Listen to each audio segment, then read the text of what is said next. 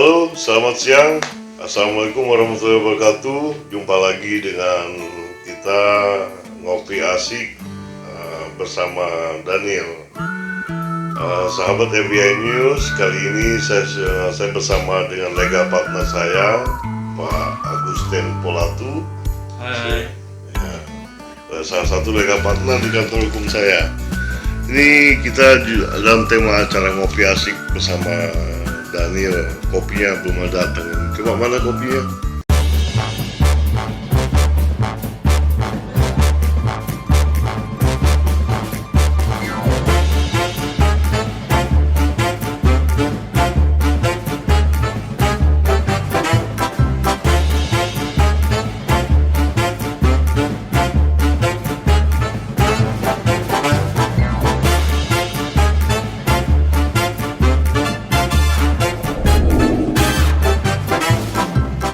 Sahabat EBI News, tapi dari Italiano.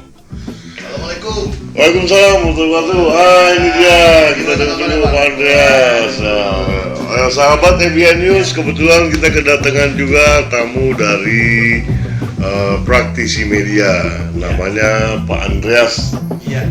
Panggilannya Bang Bon, biasanya panggil Bang Bon. Gimana kabarnya Bang Bon? Baik, alhamdulillah. Tuhan baik Iya. semuanya. Gimana Bang Sekali- Daniel? Alhamdulillah baik juga. Ini kenakan lega partner saya, Pak Agustin Polatu. Pak Agus Kan Polatu. Agustin Ya. Polatu, iya. Mantap. Udah lama kita nggak ketemu ya. Iya ya. Gimana kabarnya, Iya, sehat ya? Sehat. Nah, Amin, amin, amin. Ini nih saya kesini. Sebentar dulu, saya potong. Coba ada kopinya nggak buat Oh saya iya, lagi? wah. Kita acara kopi masalah ini. Iya betul. Kopi asik bersama Daniel. Iya. Ini Waduh, terima kasih. kopi Italiano, cappuccino Italiano, bukan cappuccino Itali, bukan Cappuccino Italiano. Yang katanya mendekati kopi Kerawang. Wih, kopi Kerawang. Sebenarnya apa bedanya kopi Kerawang dengan kopi Italiano? Nah, itu bisa dijelaskan sama lega partner saya. Apa bedanya itu kopi Jadi Kerawang begini, itu? Pak Andre. Bedanya kopi biasa dengan kopi Kerawang. Kalau kopi biasa itu kopinya Sendoknya. dituang ke dalam gelas, air, diputar oleh sendok. Iya. Nah, tapi kalau bedanya kopi Kerawang tidak. Kopi Kerawang. Ya, siram kopinya ke dalam cangkir, disiram airnya, bukan sendoknya yang mutar. Sendoknya hanya diam di dalam gelas, tapi cangkirnya yang mutar. Sendoknya diam. Iya, betul. Bergoyang dong. Iya. Makanya disebut goyang Kerawang. Iya. Terkenal itu ya.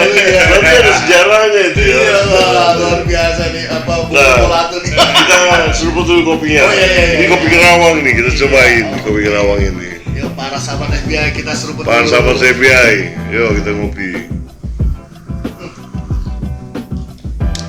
Luar biasa nih. Luar biasa ya. Kata kalau orang Benten bilang mantap jasa. Mantap jasa, iya. Mantap jasa kata orang Itu Benten. Tangerang banget ya. Iya. Iya.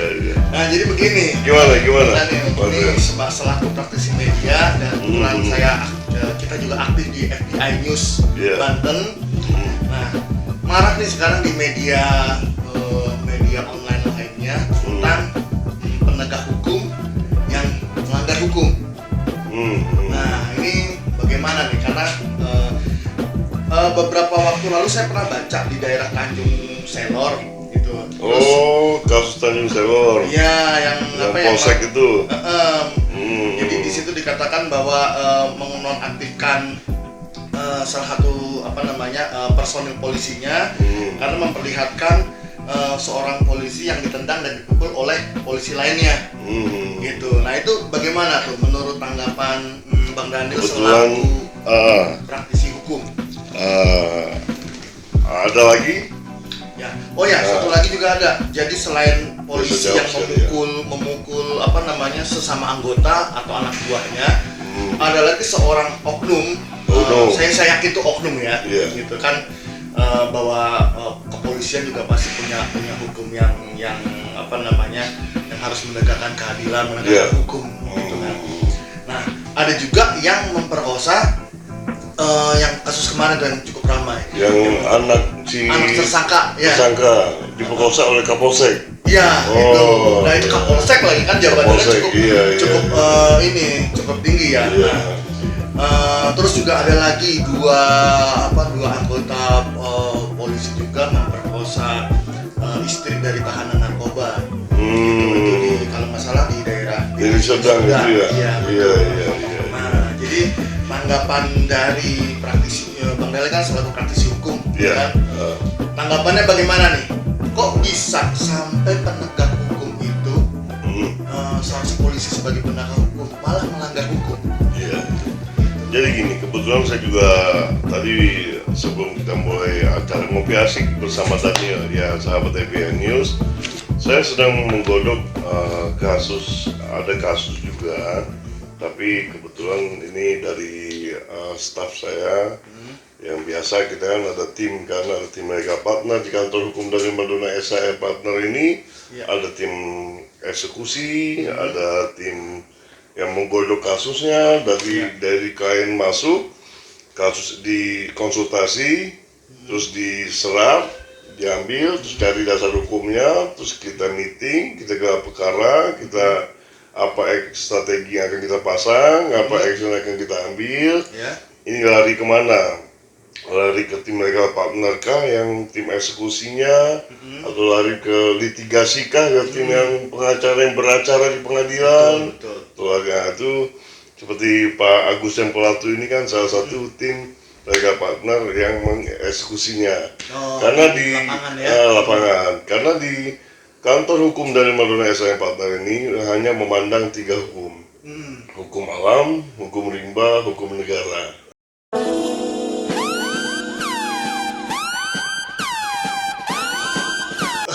Suatu saat nanti sahabat FBI News, kalau nanti ada kesempatan lagi kita buat acara ngopi asik bersama Daniel dengan tema yang kita pakai hukum alam, yaitu goib.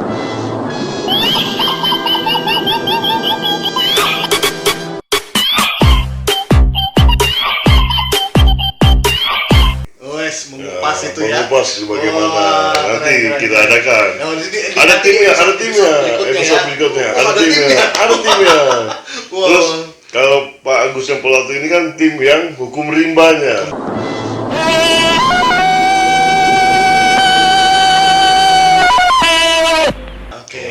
Kalau saya hukum negaranya. Jadi ada tim bagian-bagian lengkap semuanya.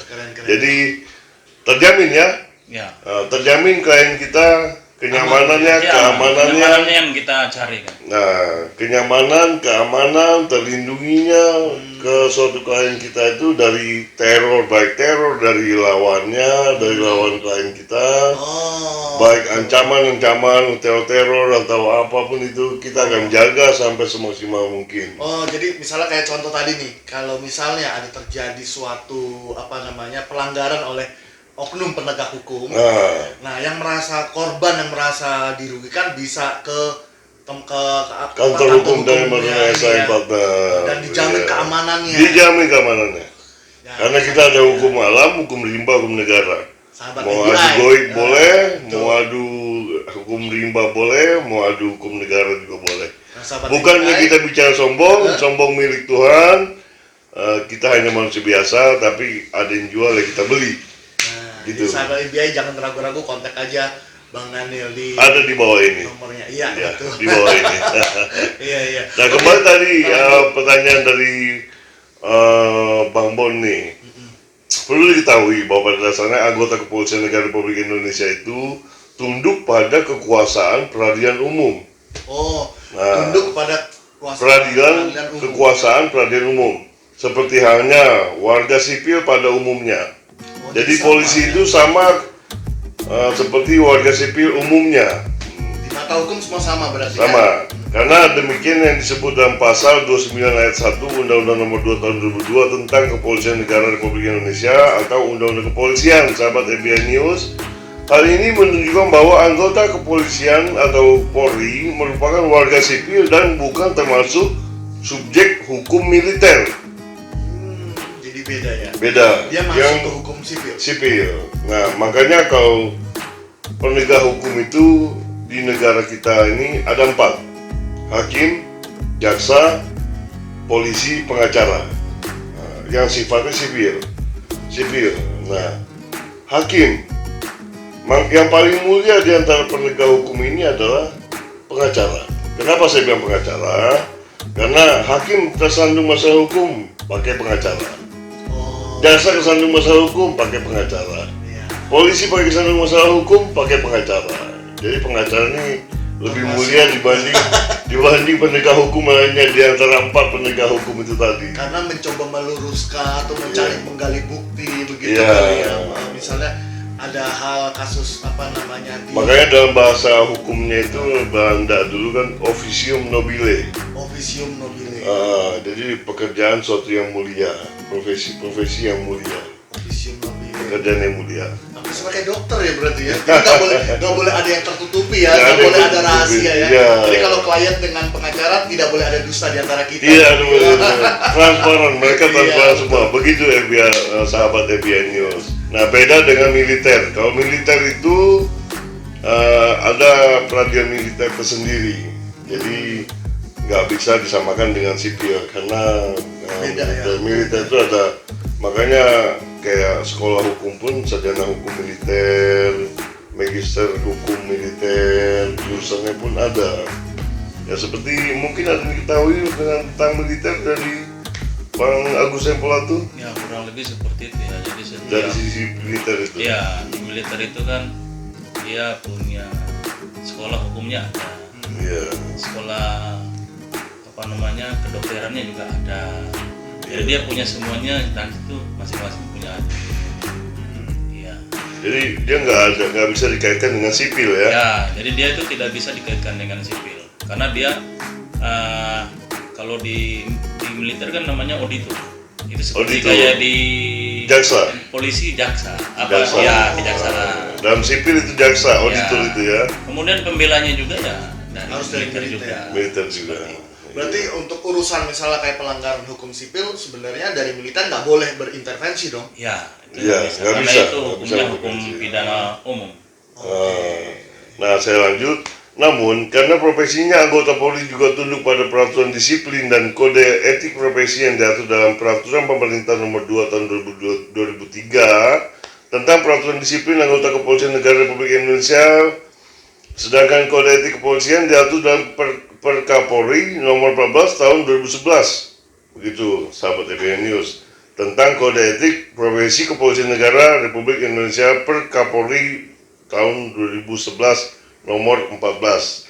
Pada dasarnya, Polri harus menjunjung tinggi kehormatan dan martabat negara, pemerintah, dan kepolisian negara Republik Indonesia. Pada pasal 3 huruf C, PP 2 nomor 2 tahun 2003, dan menaati peraturan perundang-undangan berlaku, baik yang berhubungan dengan tugas kedinasan maupun yang berlaku secara umum, pasal 3 huruf G, PP 2 nomor 2 tahun 2003, dengan ini melakukan tindak pidana, ini berarti Polri melanggar peraturan disiplin. Melanggar peraturan disiplin itu diatur dalam pasal 3 huruf G PP nomor 2 tahun 2023. Pelanggaran peraturan disiplin adalah ucapan. Pelanggaran peraturan disiplin itu contohnya ini, Bang Bon. Ya, sahabat EBN News. Itu adalah ucapan, tulisan, atau perbuatan anggota Kepolisian Negara Republik Indonesia yang melanggar peraturan disiplin pasal 1 angka 4 PP nomor 2 tahun 2003, anggota Kepolisian Negara Republik Indonesia yang ternyata melakukan pelanggaran peraturan disiplin anggota Kepolisian Negara Republik Indonesia dijatuhi sanksi berupa tindakan disiplin dan atau hukuman disiplin. Itu diatur dasar hukumnya pada pasal 7 PP nomor 2 tahun 2003. Gitu. Dan ada lagi, tindakan disiplin berupa teguran lisan dan atau tindakan fisik itu diatur pada pasal 8 ayat 1 PP nomor 2 tahun 2003. Tindakan disiplin tersebut tidak menghapus kewenangan atasan yang berhak menghukum atau ankum untuk menjatuhkan hukuman disiplinnya. Nah, jadi kita bahas satu-satu ya, Bang Bon ya, Pak Andreas, dari pertanyaan Pak Andreas tadi itu. Adapun hukuman disiplin tersebut berupa ada dalam pasal 9 PP nomor 2 tahun 2003 yaitu teguran tertulis, penundaan mengikuti pendidikan paling lama 1 tahun, penundaan kenaikan gaji berkala, penundaan kenaikan pangkat untuk paling lama 1 tahun, mutasi yang bersifat demosi, pembebasan dari jabatan, atau penempatan dalam tempat khusus paling lama 21 hari. Itu diatur dalam pasal 9 PP nomor 2 tahun 2003. Untuk pelanggaran disiplin Polri, penjatuhan hukuman disiplin diputuskan dalam sidang disiplin. Lihat pasal 14 sahabat Ebihenius ayat 2 PP nomor 2 tahun 2003. Yaitu pasal 14 ayat 2-nya, penjatuhan hukuman disiplin diputuskan dalam sidang disiplin. Nah, begitu. Jadi jika polisi melakukan tindak pidana, misalnya pemerkosaan, penganiayaan, dan pembunuhan atau penembakan terhadap warga sipil seperti yang Anda sebut tadi, maka polisi tersebut tidak hanya telah melakukan tindak pidana, tetapi juga telah melanggar disiplin dan kode etik profesi polisi. Ada 2 pelanggaran yang kayak ibaratnya kayak berlapis ya itu ya. Kode etik, kedisiplinan, dan pidana itu sendiri, pidana yang dilakukannya itu berarti lebih berat jadinya. Jadi lebih berat dari warga sipil biasa ya. Karena seharusnya melindungi, mengayomi, dan melayani masyarakat, tetapi malah jadi oknum yang menghancurkan masyarakat, dan keamanan masyarakat, menghancurkan citra polisi itu sendiri. Makanya, diatur dalam undang-undang kepolisian. Nah, jadi begini, Bang Daniel, kalau sampai terjadi begitu, rasa trust atau percaya masyarakat kepada polisi kan bisa jadi berkurang kalau itu tidak tidak langsung ditindaklanjuti, tidak. Tapi saya dapat kabar waktu yang kasus yang Bang Andreas bilang tadi, itu langsung ditindak oleh Paminal ya, Bang Pelatu ya, langsung ditindak Paminal, itu langsung diproses. Wah, keren. Karena memang polisi kita ini bukannya jadi gimana ya, di Indonesia ini kalau menurut saya, sahabat Ebihenius, kalau menurut saya satu organisasi yang berseragam. Betul. Satu cacat, satu oknum yang kena imbas di mata semua orang lain itu, masyarakat itu semuanya sama. Jadi ibarat karena nilai setitik rusak susu sebelanga. Nah, itu pepatahnya. Karena oknum, salah satu oknum, maka semua satu organisasi kepolisian merusak citra nama baik jadinya. Tapi di situ kan diatur di dalam ada undang-undang, negara kita ini kan negara hukum. Betul. Jadi diatur di dalam undang-undang kepolisian dan tentang kedisiplinan ya, kode etiknya gitu, dan tindak pidananya. Nah, jadi sahabat FBI mungkin nggak usah takut jika terjadi sesuatu kepada sahabat FBI yang merasa mungkin ada oknum polisi yang Jangan takut. Karena ada Bang Daniel.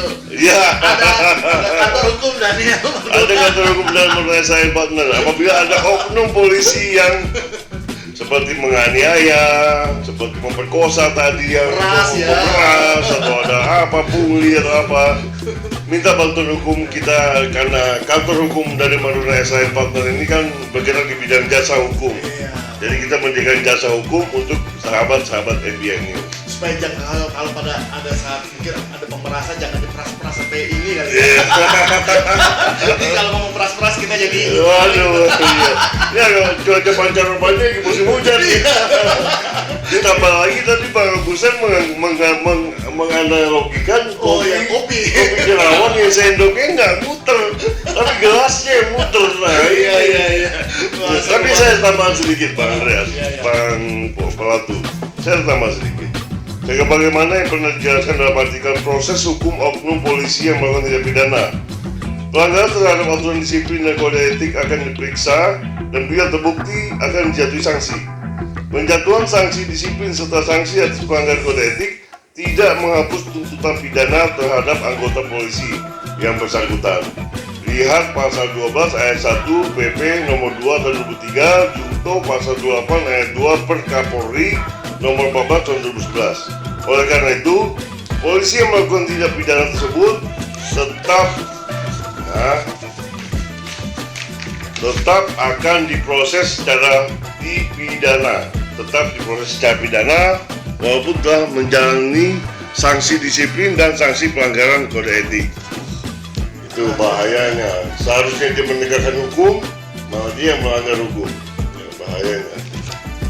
Adapun proses peradilan pidana bagi anggota Kepolisian Negara Republik Indonesia secara umum dilakukan menurut hukum acara yang berlaku di lingkungan peradilan umum. Hal ini diatur dalam Pasal 2 Peraturan Pemerintah Nomor 3 Tahun 2003 tentang pelaksanaan teknis institusional peradilan umum bagi anggota Kepolisian Republik Indonesia.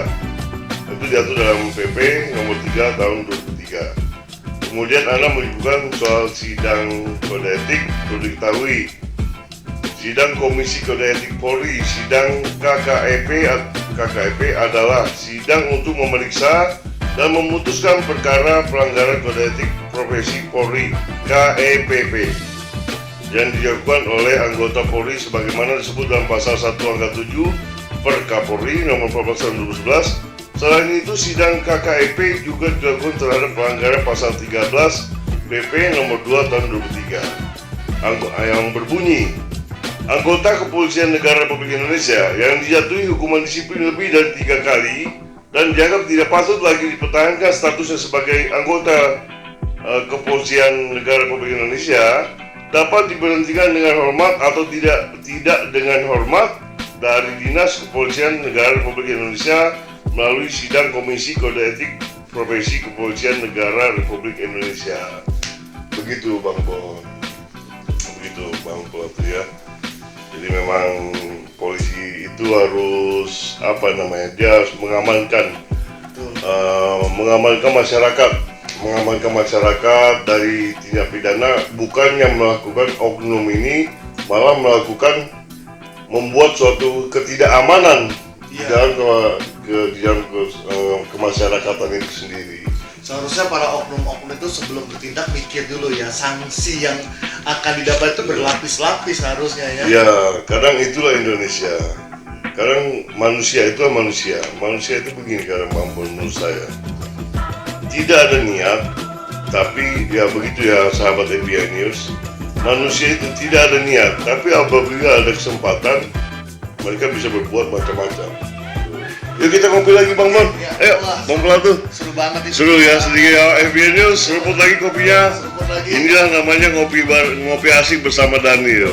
Sambil ngobrol, sambil ngopi, bincang asik, bermanfaat. Nambah ilmu pengetahuan. Jadi ini kopi murni ya, bukan kopi Karawang. Yang diaduk pakai sendok ya, sendoknya yang muter. Oke. Nah, sahabat FBI, kalau mau datang konsultasi, tenang. Plus karaoke Plus karaoke. ya, sayangnya. Iya.